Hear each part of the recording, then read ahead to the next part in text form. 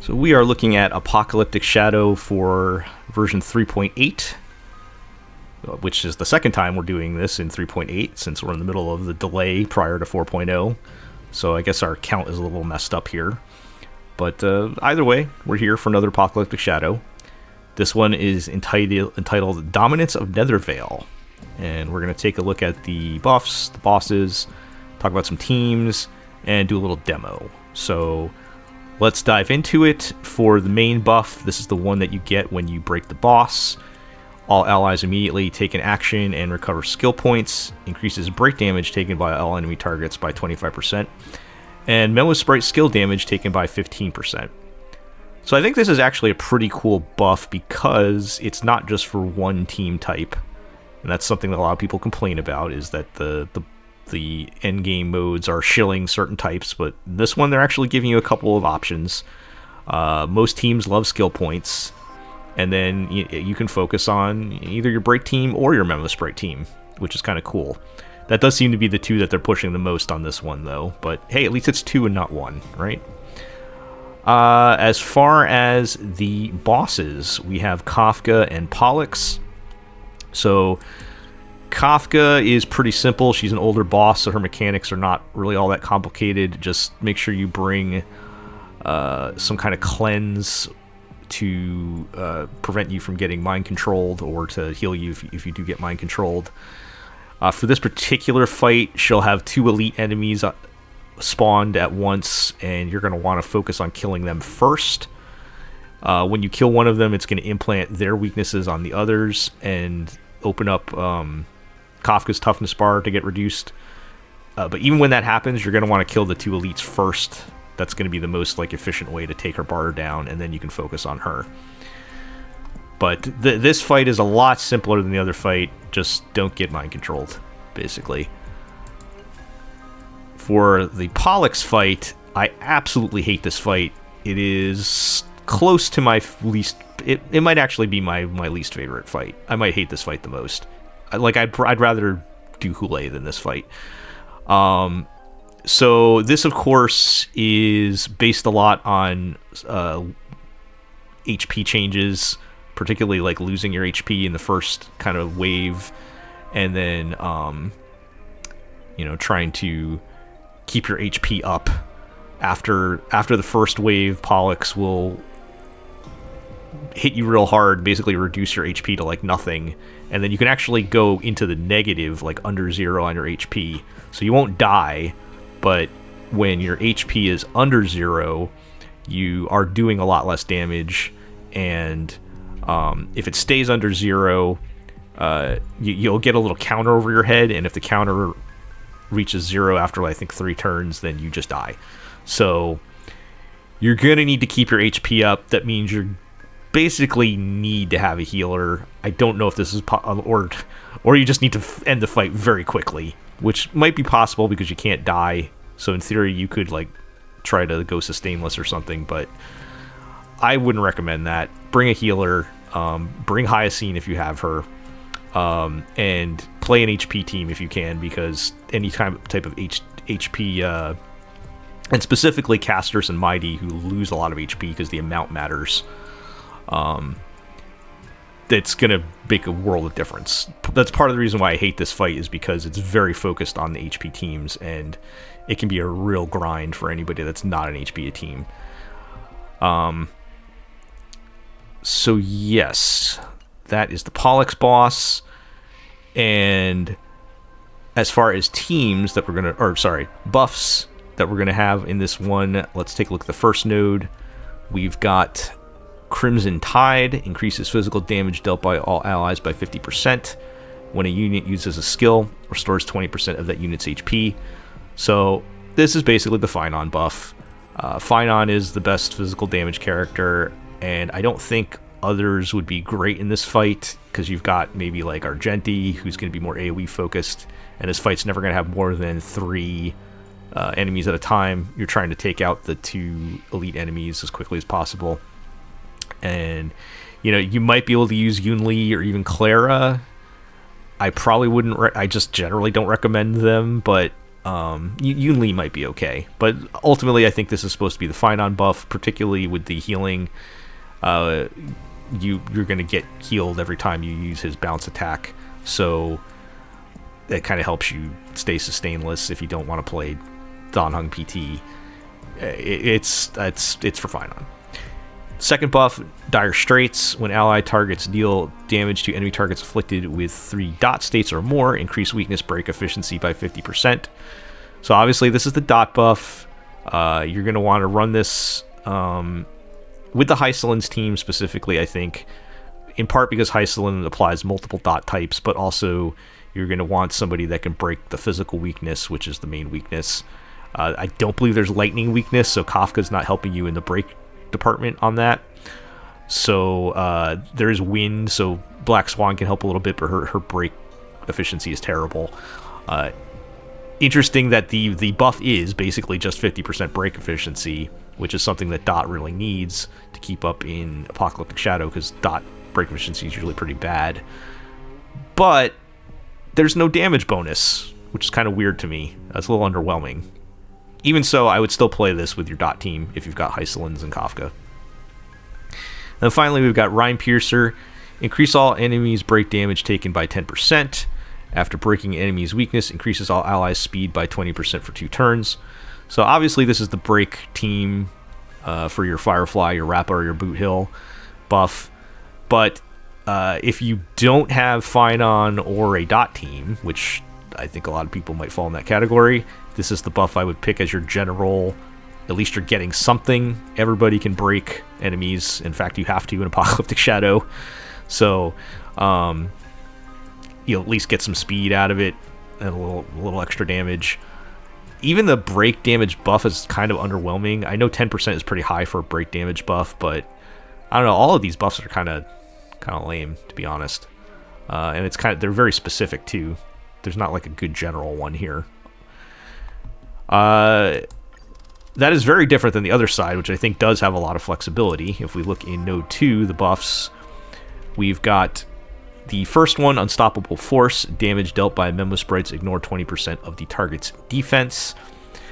This is, let's be honest, the Casterus buff.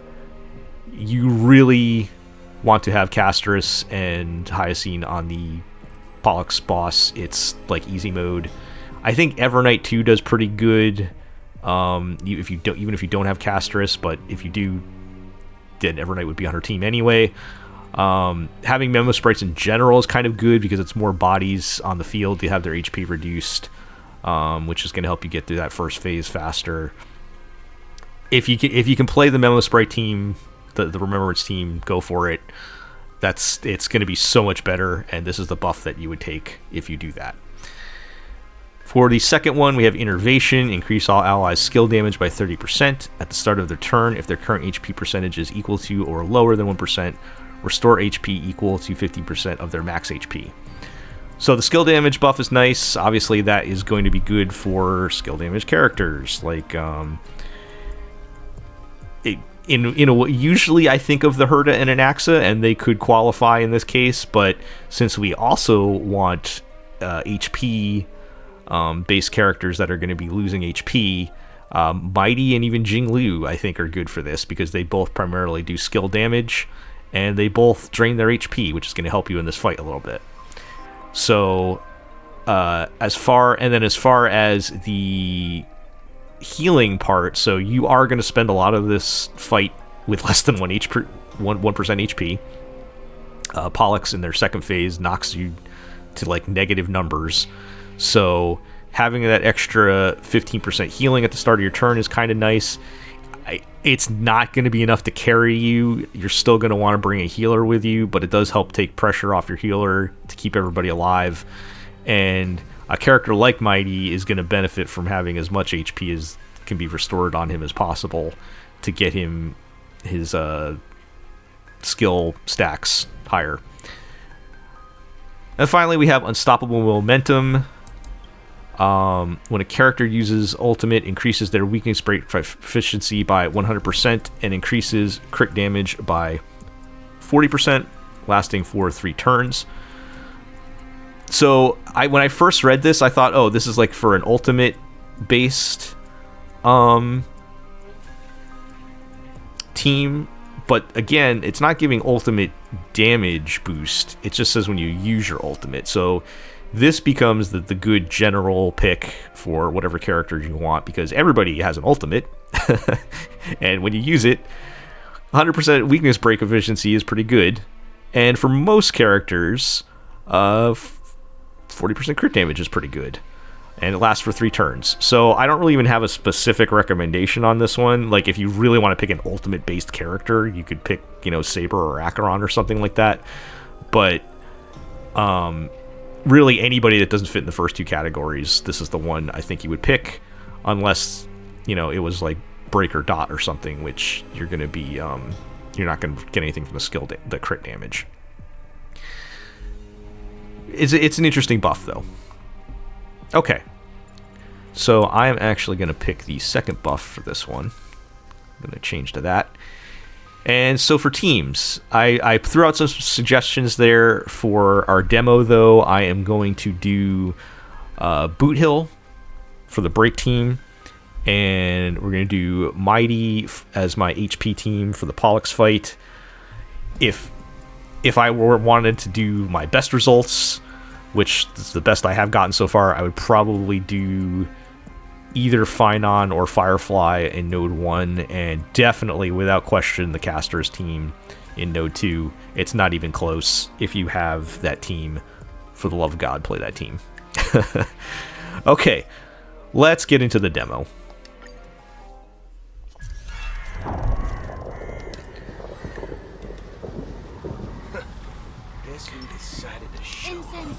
So Boothill is a little dangerous in this fight. I've done it a few times, and at least once or twice I had him go down, because one of the challenges with Boothill is when he goes into his like dual mode or whatever we want to call it, when he's targeting an enemy, the enemy is also going to target him. And these guys hit pretty hard, so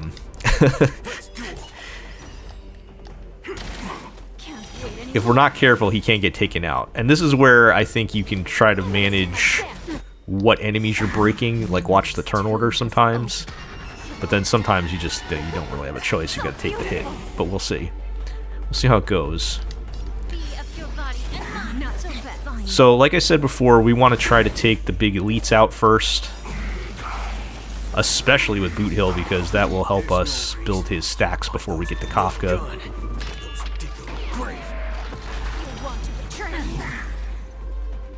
And he is pretty good at that.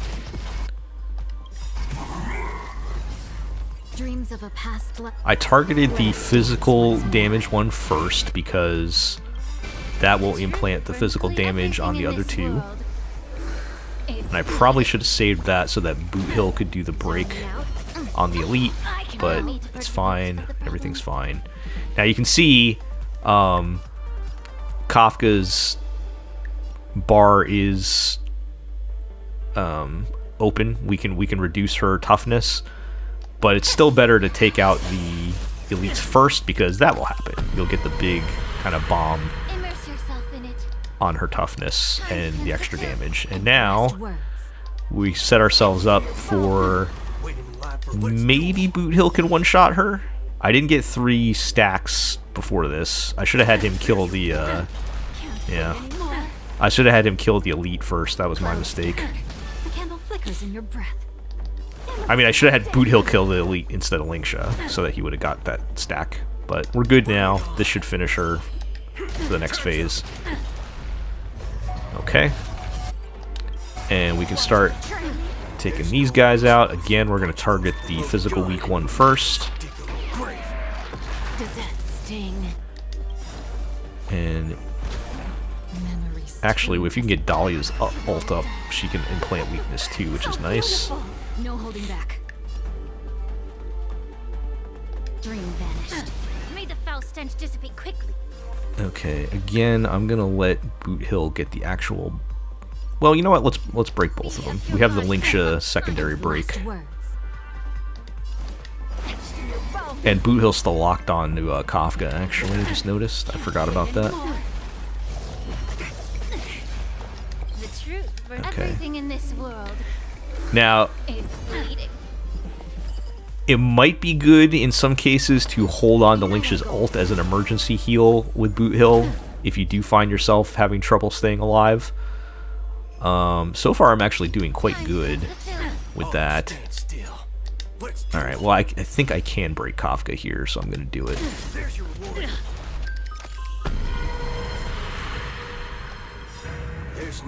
I might be able to just bypass. Falling for me already. I want Boothill to get that break damage, so I'm going to have Dahlia target somebody else. I want him to get the break effect. You want to betray me? It's pretty good. We met. Cloud scatter. Allow me to purge the root of the problem. Be of your body and mine.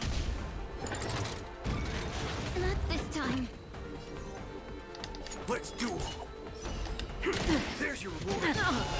There you go. 3662. That is a very, very good clear. And that is with my E0 S0 Boothill. It's finally his time to shine. Persuade. Let's observe first. Okay, so for this Numbers. fight, I've picked Mydei. He's still an HP scaler, and I still have Hyacine. So if you see the 0% under the life bar, that's going to go down every time the team takes damage. It's not based on the... at least not directly based on Pollux taking damage. Now, when you hit the tentacle guys, whoever hits the tentacle guys has their HP reduced, and that also helps make the bar go down. But if you have other ways of reducing your own HP, like Hyacine's S1, or Mydei just being Mydei, then that can help. You know, we're already almost at 50% after 2 attacks. So Stars. Shine. that's why HP characters have just a big advantage in this fight, or one reason. Okay, Watch closely. and I'm gonna have, so targeting Pollux themselves at this stage does practically nothing, but by hitting, you know, if you've got a blast character and you're hitting both tentacles, then you know, you'll get the HP drain from both. There is a case to be made, and I do think I will do this, since this one is quantum weak. I'm going to attack with Tribbie here to get a little extra break toughness damage, because breaking the tentacles also helps you a lot in breaking the main part of Pollux.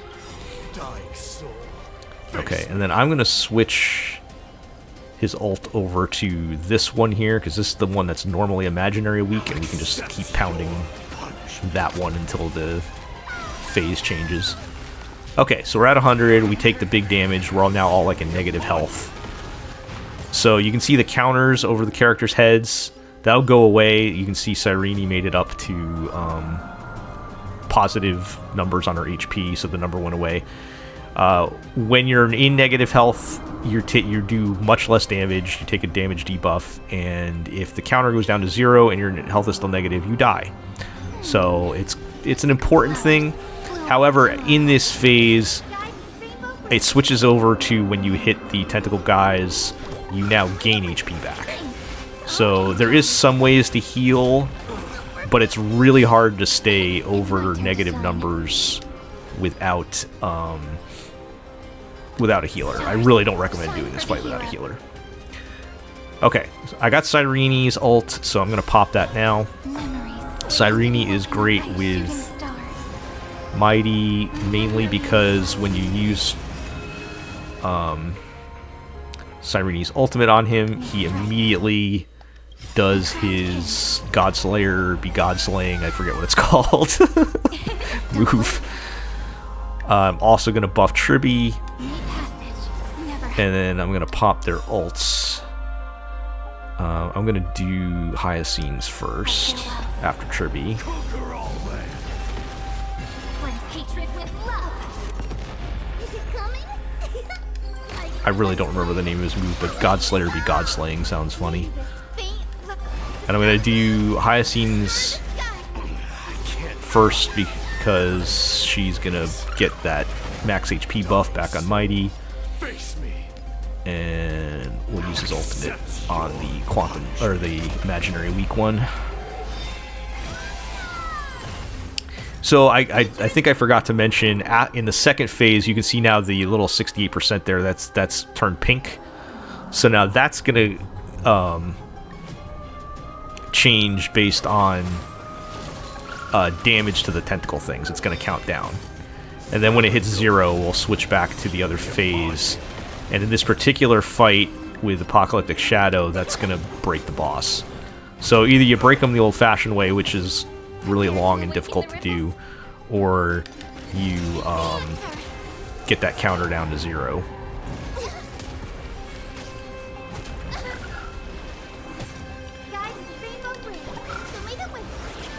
I can't die, but burn it all. Okay, let's Conquer all land. Don't blink. we're just gonna from here on out we're just gonna have Cyrene targeting Mydei so you can keep Godslaying. Fury upon you. The future is great. I need to save that skill point. Always keep your eye on Tribbie. And again, targeting the tentacles and breaking them is going to break Pollux faster than targeting Pollux directly. So feeble. Come on, dance, dance, dance. Give us some extra turns. Well, Tribbie gets an extra turn. Alright. Make sure we don't miss Tribbie's buff. Conquer all land. I was going to say that's going to be a nice hit. Okay. Forever doomed. So I think Face me. this should go pretty quick. Your punishment. That is the thing. Once the boss goes down, you start doing pretty massive damage.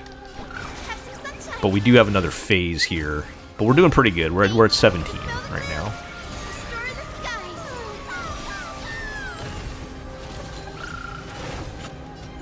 Oh, so close. Come on, Cyrene, you can do it. Yep, there we go. Okay. Alright, so Mydei's gonna Godslay again. Be crowned king. Fury upon you. So you can see the counter has switched back over again to the HP drain. And we're just gonna rinse and repeat here. The skill point recovery was nice, especially now that I don't need the skill points for Cyrene. So I can skill more with Hyacine, which is nice. Burn it all. Guys, Rainbow, have some sunshine. Thanks. All energized. Alright. Keep Mydei Godslaying. May strike. Be crowned king.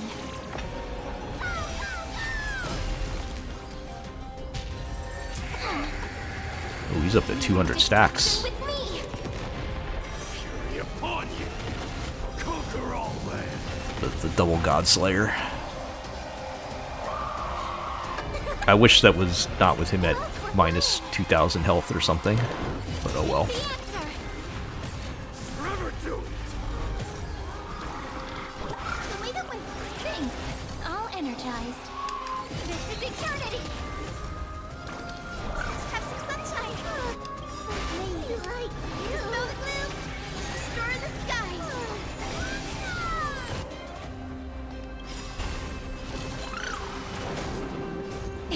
Don't blink.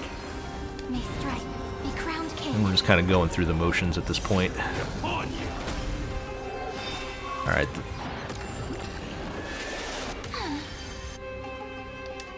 Conquer all So that should break. Yep.